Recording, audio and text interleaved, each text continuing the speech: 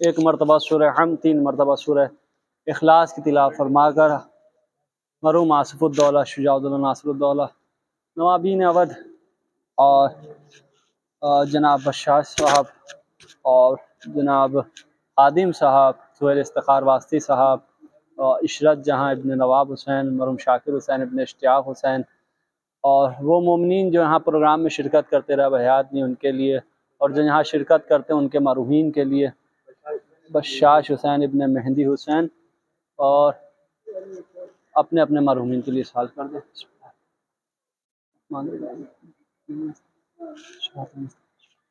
انعمت علیہم غیر المغضوب علیہم۔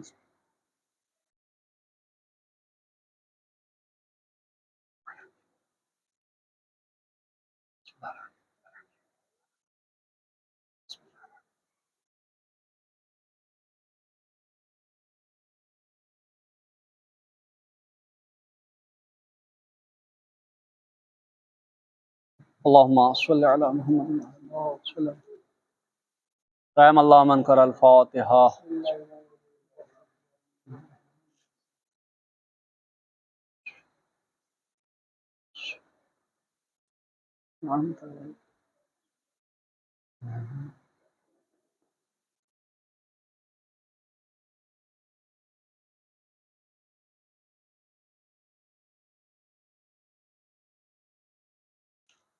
لا حول ولا قوة الا باللہ العلی العظیم۔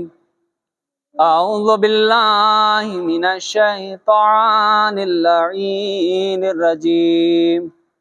بسم اللہ الرحمن الرحیم۔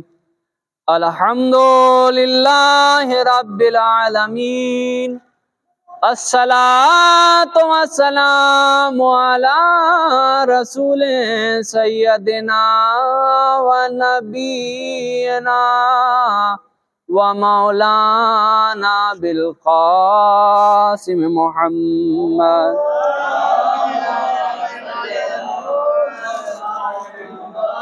وَأَهْلِ بَيْتِ طیبین الطاہرین المعصومین المظلومین، وَلَعْنَةُ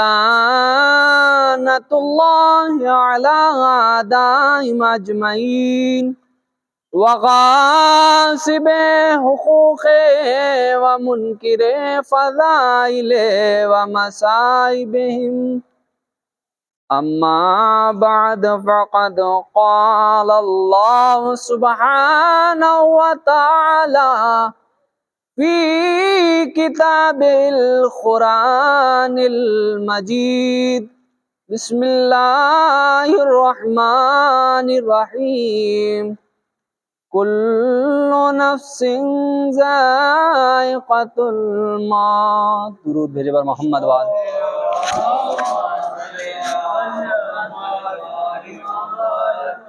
ایک اور درود بھیجے اسم محمد وآلہ۔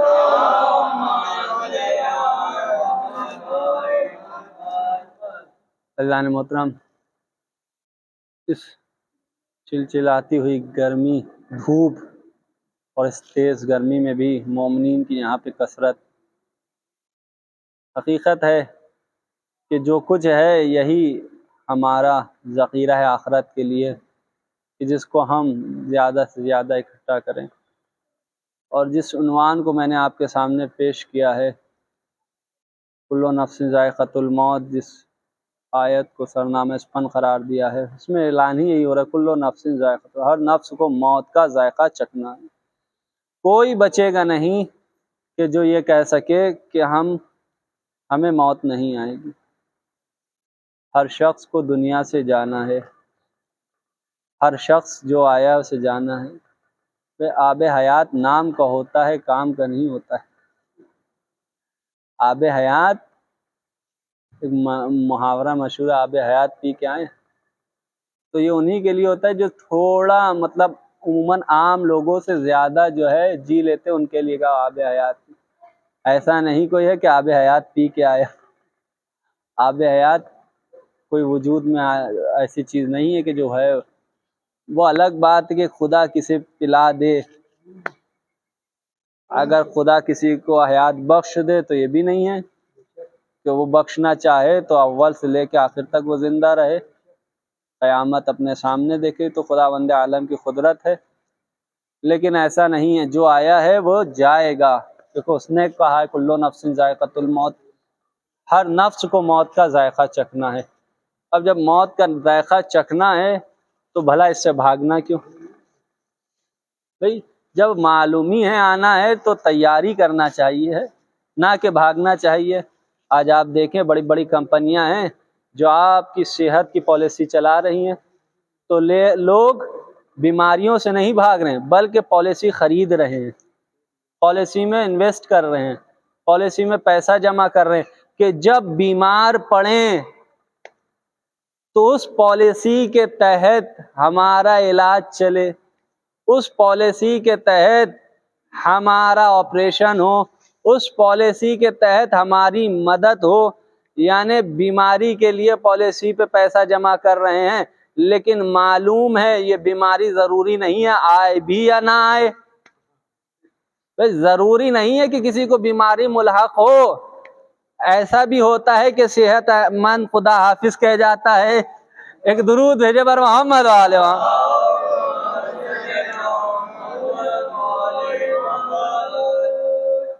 بیماری کسی کو ہونا ضروری نہیں، لیکن موت ہر ایک کو آنا ضروری ہے، یہ حقیقت ہے۔ تو اس کے لیے کیا کرنا ہے؟ اب اس کے لیے مرنے کے بعد کا انتظام کرنا ہے۔ ہمیں گھر میں روٹیاں انبال لگا کے نہیں جانا ہے کہ وہ مرنے کے بعد دو قبر میں ڈال دی جائے۔ مرنے کے بعد ہمیں جو ہے جائیداد چھوڑ کے نہیں جانا ہے کہ خرچے کے لیے جو ہے بھیج دی جائے، نہیں۔ ہمیں اگر چھوڑ کے بھی جانا ہے جائیداد تو یہ کہہ کے جانا ہے کہ اسے کار خیر میں خرچ کیا جائے۔ ہمیں اگر روٹی چھوڑنا بھی ہے تو بھوکوں کے لیے چھوڑنا ہے، اس لیے کہ وہ نفس جسے موت آنا ہے اس طرح سے آئے کہ لوگوں کے دلوں میں ہمیشہ باقی رہے، ہمیشہ حیات پایا رہے، ہمیشہ لوگوں کے ذہنوں پر رہے۔ یعنی جب بھی اسے یاد کرے تو خیر کے ذریعے یاد کرے۔ ایک درود بھیجے بر محمد والے۔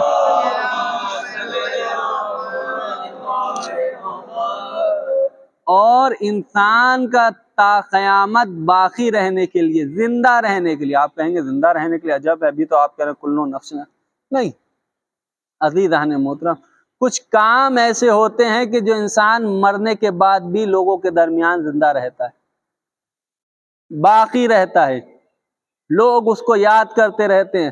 ابھی ہم نے آپ کے سامنے سورہ فاتحہ کا تذکرہ کیا، اب اس میں وہ تھے کہ جن کے لیے کہا گیا کہ سورہ فاتحہ پڑھ دیے۔ بھائی میں نے اپنے والد کی درخواست کی، پروگرام کے بانی کی درخواست کی، لیکن ایک جو میں نے سورہ فاتحہ پڑھوائی وہ نوابین آباد، وہ اس امام باڑے کے بانی، کس لیے پڑھی؟ انہی نے مجھ سے کہا نہیں، ان کے وارثان نے مجھ سے کہا نہیں، یہ اس لیے پڑھی کہ کام ہی ایسا کر کے گئے تھے کہ جیسے ہی کام کو یاد کیا جائے ویسے ہی اصال کیا جائے، یعنی نیکی سے یاد کیا جائے۔ ایک تو وہ بنایا ہوا امام باڑہ کہ جو انہی نے اپنی ملکیت سے بنوایا ہو، اس میں مجلس ہو، اور وہ مجلس بھی اگر تذکرہ ہو رہا ہو تو اس کا اصال بھی انہیں کیا جا رہا ہو۔ ایک درود بھیجے بر محمد والے۔ تو دنیا میں زندگی میں کام بھی ایسا کریں کہ جب چلے جائیں تو ہمیں یاد کیا جائے۔ اب صاحب ذہن میں ایک فوراً آئے گی کہ میرے پاس بھی اتنی ملکیت ہوتی تو ہم بھی ایک امام باڑہ تعمیر کراتے۔ یہ تو خداوند عالم نے لوگوں کے دلوں میں جذبے رکھے کہ جس کے پاس جتنی اوسط ہوتی ہے، جس کے پاس جتنا ہوتا ہے، اس کے اپنی استطاعت کے جو ہے وزن پر جتنی اس کے استطاعت ہو اس میں وہ کچھ کرے۔ 100 روپے ہے تو اس میں سے نکالے، لاکھ ہے تو اس میں سے نکالے، یعنی جو ہے اس سے کرے۔ جب کرو گے تو خداوند عالم عطا کرے گا۔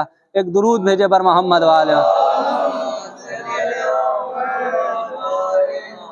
پوری زندگی اپنی آل محمد کے نام وقف کرنے والے آپ دیکھیں آج بھی ان کے نام زندہ ہیں، جنہی نے آل محمد کی مدح سرا کی، آج آپ دیکھ لیں ہر ممبر سے میر اور انیس کا جو ہے نام لیا جاتا ہے، بغیر میر انیس کے مرثیے کے جو ہے ذکر ہی نہیں، مجلس ہی نہیں جو ہے ختم ہوتی ہے، بغیر آپ دیکھیں کہ کسی عالم کے جس جو ہے ذکر کے جو ہے آپ جب بھی کسی فضائل کو پڑھیں گے تو کسی نہ کسی کتاب کے حوالے سے پڑھیں گے، اور وہ کتاب کا لکھنے والا کون ہوگا؟ ایک عالم ہوگا۔ یہ کون ہے؟ یعنی آل محمد سے وابستگی رکھنے کا فائدہ یہ ہے کہ قیامت تک تذکرہ آل محمد کے ساتھ ہوتا رہے گا۔ ایک درود بھیجے پر محمد والے۔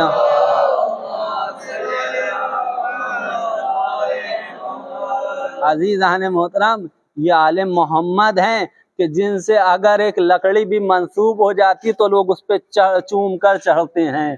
ایک درود بھیجے پر محمد والے۔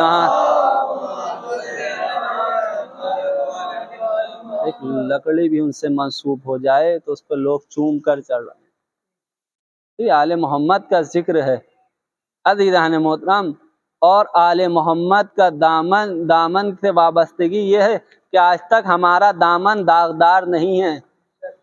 آپ دیکھیں اس پہ کوئی داغ نہیں آیا ہے۔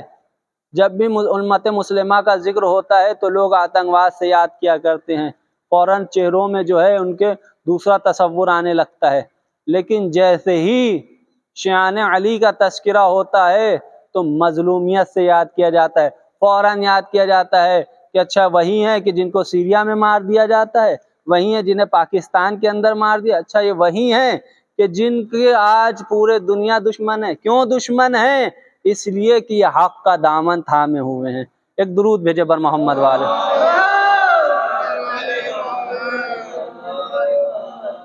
عزیزان محترم، آپ کا مظلوموں میں تو شمار ہو رہا ہے لیکن ظالمین میں نہیں ہو رہا ہے۔ آج دیکھیں لوگوں کو ثابت کرنا پڑتا ہے اپنا دین، اپنا مذہب ثابت کرنا پڑ رہا ہے کہ آج مسلمان آتنکوادی نہیں ہیں۔ جگہ جگہ جو ہے بینر لگے ہوئے ہیں اور جو ہے دہشت گردوں کے نام پہ دہشت گردی کا جو ہے خلاف جو ہے جلسہ رکھا جا رہا ہے، نام دیا جا رہا ہے دہشت گردی کا علاج صحابہ کی غلامی۔ عزیزان محترم، دہشت گردی کا علاج صحابہ کی غلامی نہیں ہے، دہشت گردی کا علاج آل محمد کے قاتلوں پہ لعنت ہے۔ ایک درود بھیجے پر محمد وآل محمد۔ دہشت گردی کا علاج صحابہ کی غلامی نہیں ہو سکتی ہے، دہشت گردی کا علاج چاہیے ہے تو قاتلان علی پر لعنت کی جائے، قاتلان سیدہ پر لعنت کی جائے، قاتلان حسین پر لعنت کی جائے، قاتلان حسن پر لعنت کی جائے، قاتلان آل محمد پر لعنت کی جائے، ان سے بیزاری کی جائے۔ آج لوگوں کو جو ہے مسلمان کے لیے یہ ثابت نہیں کرنا پڑے گا کہ مسلمان دہشت گرد نہیں ہوتے، بلکہ ہر دہشت گرد سے اپنا ناطہ توڑنے خود ہی جو ہے لوگ کہیں گے کہ یہ دہشت گرد نہیں ہوتے ہیں۔ ایک درود بھیجے پر محمد وآل محمد۔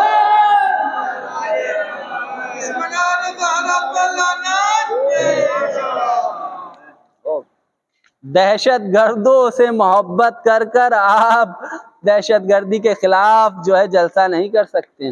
یہ تو بس اسی طرح سے ہے کہ میں آؤں اور آنے کے بعد کہوں صاحب نماز پڑھیے، نماز کی بڑی تاکید ہے، آل محمد کا ذکر کیے، آل محمد کے جو ہے سیرت پہ چلیے، لیکن ہم سب کچھ چھوڑ کر جو ہے کریں وہی عمل۔ تو عزیزان محترم، اچھا یہ بھی ہے کہ آپ دیکھیں کہ جتنے بھی آج دشمنان اسلام ہیں وہ اسلام کا چولا اوڑھ کر اسلام کو اس قدر بدنام کر چکے ہیں کہ آج ثابت نہیں کر پا رہے کہ حقیقت اسلام ہے کیا۔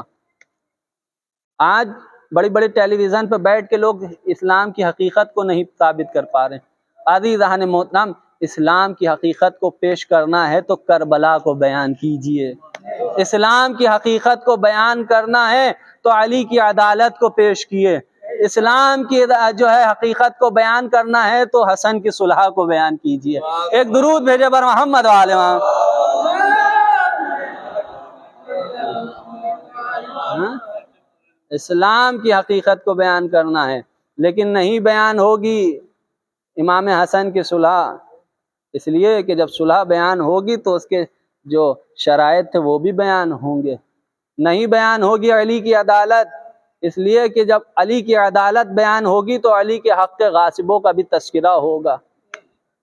نہیں بیان ہوگا امام حسین کا قتل، کون تھا قاتل، کون تھا جو ہے کس نے امام حسین کے قتل کا منصوبہ بنایا، کون لوگ شریک تھے، نہیں بیان ہوگا، اس لیے کہ جب تذکرہ ہوگا تو نقاب چہروں سے الٹیں گی۔ آج تو بس ایک چیز کا جو ہے حوالہ دے کے کہ شیعوں نے قتل کیا۔ عزیزان محترم، شیعوں نے قتل کیا، لیکن جب بھی امام حسین کا تذکرہ کرنے شیعہ کھڑے ہوتے ہیں تو ان کے خلاف کھڑے ہونے والے مسلمان ہوتے ہیں۔ ایک درود بھیجے پر محمد والے محمد۔ چند برس سے دیکھ رہے ہیں لکھنؤ کے اندر کہ یہی جس تذکرہ کیا ہم نے آپ کے سامنے کہ چند دہشت گردوں کے نام سے ان کو صحابہ کا نام دے کر ایک جلسہ منعقد ہوتا ہے، اس میں عزاداری کی مخالفت میں ہر سال سر جوڑ کر کھڑے ہوتے ہیں اور نہ جانے کتنے جو اڑنگے بھی لگائے عزاداری کے درمیان۔ لیکن عزیزان محترم، کہنے کو مسلمان ہیں، لوگ بھی تائید کرتے ہیں نہیں بھائی یہ مسلمان بھائی۔ عزیزان محترم، آپ یاد رکھیے گا آل محمد کا دشمن کبھی ہمارا بھائی نہیں ہو سکتا ہے۔ ہمارے اگر علماء نے کسی کو بھائی کہا بھی ہے تو عزیزان محترم وہ بھائی اور ہیں، جن کے دلوں میں آل محمد کے لیے بغض ہے وہ بھائی نہیں ہو سکتے ہیں، وہ دشمنان اسلام ہیں۔ اس لیے ایسا کیسے ہو سکتا ہے کہ اسلام سے محبت بھی ہو اور محافظ اسلام سے دشمنی بھی ہو؟ ایسا ہو ہی نہیں سکتا۔ عزیزان محترم، ہر شخص کو موت آنا ہے، لہذا موت کی تیاری کریں، اور موت کی تیاری کے لیے خالی یہ نہیں ہے کہ ہم جو ہے نیک عمل دیں، بلکہ دشمنان دین سے بیزاری رکھیں اور محبان دین سے محبت رکھیں۔ بس عزیزان محترم، عرض کر چکا آپ کے سامنے۔ آپ دیکھیں کہ اتنی تیز گرمی ہے، اتنی شدید گرمی ہے کہ جدھر چلے جائیں آپ سر چھپانے کے لیے لوگ جگہ ڈھونڈتے ہیں۔ اگر ذرا سا کہیں سایہ ہے تو وہاں کھڑا ہوا کوئی آپ کو مل جائے گا، کہیں بھی پانی کی سبیل لگی ہوئی ہے تو لوگ پانی پیتے مل جائیں گے، اور کہیں بھی اگر آپ نے پیاس کا تذکرہ کر دیا تو لوگ پانی پلانے والے مل جائیں گے۔ ہائے مظلوم کربلا! عزیزان محترم، 3 دن کی بھوک اور پیاس، کلیجہ پھٹ جاتا ہے، اس لیے چند قدم آپ جب چلتے ہیں تو لب خشک ہوئے جا رہے ہیں، زبان خشک پڑے جا رہی، فوراً آپ پانی پی لیتے ہیں۔ ہائے حسین مظلوم! 3 دن کی بھوک اور پیاس کا عالم یہ تھا، ہم خالی پڑھتے ہیں اور آپ سن لیتے۔ تصور کریں کہ ہمارے سامنے اور گھر کے بچے ہوں اور وہ پانی کا جو ہے سوال کر رہے ہوں۔ اللہ اکبر! ہم اپنے گھر کے بچوں کی ہر خواہش کو پورا کرنے کے لیے جی جان لگا دیتے ہیں۔ کون سی خواہشیں؟ یہ وہ خواہشیں ہوتی ہیں جو بچوں کی خوشی کے لیے ہوتی ہیں، ضرورتیں نہیں ہوتی ہیں۔ اللہ اکبر! ضرورتوں کے علاوہ ہم خوشی کے لیے جی جان لگا دیتے ہیں۔ ان کی ضرورت ان کی غذا ہے، ان کی ضرورت ان کے جو ہے ضروریات میں لباس، یہ تمام چیزیں ضروریات میں، ان کے لیے ہم ان کو جو ہے سوال کرنے پہ مجبور نہیں کرتے، بلکہ جب وہ کوئی چیز کی خواہش کرتے ہیں تو ہمارا جی تڑپ جاتا ہے کہ فوراً حاضر کر دیں۔ ہائے حسین مظلوم! ننھے ننھے بچے پانی کا سوال کر رہے ہیں، عباس جیسے علم بردار ہیں، علی اکبر جیسا نوجوان ہے، اللہ اکبر! ایک ایک بنے ہاشم کا چاند کیا گزر رہی ہوگی جب خیموں سے آلاتش کی صدائیں آ رہی ہوں گی۔ عزیزان محترم، راوی کہتا ہے کہ امام حسین کے خیموں میں بچوں کا عالم یہ تھا کہ دن گزرتا جاتا تھا، بچے نڈھال ہوتے جاتے تھے۔ 3 دن کی بھوک اور پیاس، غش میں بچے گر رہے تھے۔ عالم یہ تھا کہ پشت خیمہ بچے جاتے تھے اور گڑھوں کو کھودتے تھے، اور کھودنے کے بعد جب تھوڑی مٹی ایسی نکلتی تھی کہ جس میں تراوٹ محسوس ہو، اپنے حلقوں پر اس مٹی کو لگا لیا کرتے تھے۔ کیا عالم ہوگا کربلا کا! اسی پیاس کے عالم میں عزیزان محترم یہ بھی ملتا ہے کہ صبح عاشورہ نمودار ہوئی، چاہنے والے جام شہادت نوش کرنا شروع کر دیتے ہیں، کبھی ہر جاتے ہیں تو کبھی حبیب ابن مظاہر جاتے ہیں، ایک ایک شخص جا رہا ہے، ایک ایک چاہنے والا جا رہا ہے۔ عزیزان محترم روایت کہتی ان چاہنے والوں میں ایک چاہنے والا اور ہے، یہ کون ہے عزیزان محترم؟ جناب جون ہے۔ میں تذکرہ جناب جون کا کرنا چاہتا ہوں عزیزان محترم، اور جناب جون کون ہے؟ غلام ہیں، حبشی ہیں عزیزان محترم، امام حسین سے جنگ کی اجازت مانگتے ہیں، آقا میدان میں جانے کی اجازت دیجیے۔ اللہ اکبر، عزیزان محترم امام حسین نے اجازت نہ دی۔ سنیں گے جملہ جناب جون کا، کہتے ہیں آقا میں جانتا ہوں آپ مجھے کیوں نہیں اجازت دے رہے۔ اللہ اکبر، امام حسین سے کہا آقا میں جانتا ہوں آپ مجھے کیوں نہیں اجازت دے رہے، میرا رنگ سیاہ ہے نا، میرے پاس سے بو آتی ہے، آپ نہیں چاہتے ہیں کہ ایک سیاہ فام کا خون آپ کے خون میں مخلوط ہو، آپ کے خون میں غلطہ ہو، آپ اس لیے نہیں مجھے اجازت دے رہے۔ بس حسین نے دوسرا جملہ نہ کہا جون خدا حافظ، جون خدا حافظ۔ جناب جون ایک مرتبہ گھوڑے پر سوار ہوئے اور میدان کی طرف چلے، لوگ روایت کہتی ہے آپ نے جام شہادت نوش کیا۔ کربلا میں جب شہداء کی شہادت ہو گئی، کربلا کا واقعہ ہو گیا، ایک چاہنے والا سید سجاد کے پاس آیا، آخا کربلا میں سارے لاشیں نورانی تھی لیکن ایک لاشا ایسا تھا کہ جس سے ایک ایسا نور ساطع ہو رہا تھا جو کسی لاشے سے نہ تھا، ایسی خوشبو آ رہی تھی جو کسی لاشے سے نہ آ رہی تھی، آقا یہ لاشا کس کا تھا؟ عزیزان محترم ایک مرتبہ سید سجاد کہتے ہیں یہ لاشا جناب جون کا تھا۔ کہا یہ جون کون تھے؟ آپ نے تعارف کرایا جون کا، کہا ان کے پاس سے ایسی خوشبو کیوں آ رہی تھی؟ آپ نے واقعہ بتایا، کہا جون کو بڑا ملال تھا اپنے رنگ پر، جون کو بڑا ملال تھا اپنی بو پر، لہذا جب جون کربلا کے میدان میں شہادت پاتے ہیں، حسین جون کے سریانے بیٹھ جاتے ہیں اور جانے کے بعد ایک مرتبہ اپنے رخساروں کو جون کے رخساروں پر رگڑنا شروع کرتے ہیں۔ جون کو بڑا ملال تھا نا اپنے رنگ پر، لہذا جیسے ہی حسین نے اپنے رخسار جون کے رخسار سے لگائے تو جون کا چہرہ نورانی ہو گیا۔